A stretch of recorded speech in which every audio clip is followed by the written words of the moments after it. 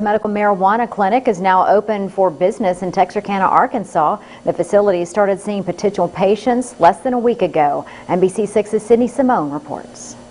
While working as an emergency room doctor, Dr. David Wynn says he recognized the severity of the opioid epidemic. That's why he founded a chain of cannabis clinics. Texarkana is one of the 3 locations in Arkansas. We saw that patients were needing help and they weren't really, having resources to get that help. So we wanted to put our presence here. And so Texarkana was actually our first expansion outside of our home base of Little Rock. So Texarkana was always a priority for us. The clinic does not require any payment for consultation, nor do they give any physical examinations. But if you qualify for the medical card, there is a flat fee of $250. Dr. David Wynn says the clinic's primary focus is educating the consumer on the side effects and benefits of medical marijuana. There are 18 qualifying diagnoses by state law, and you have to have one of the 18.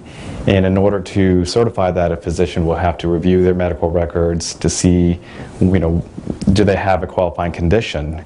And once the doctor signs off on that, they can then apply to the state to get a medical marijuana card.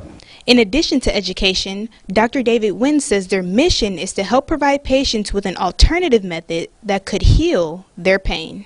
People who live in southern Arkansas tend to be a little bit more, they don't have access to care. They don't have access to a lot of the specialists, a lot of the doctors. And I knew that this was a very big demand place in terms of, we have people who want to have access to medical marijuana in Texarkana as well, and there really wasn't anybody here to offer that service. Patients must be a resident in the state of Arkansas and have a valid form of ID to validate their residency. Sydney Simone, NBC6 News. That clinic is located at 1455 Jefferson Avenue. Now to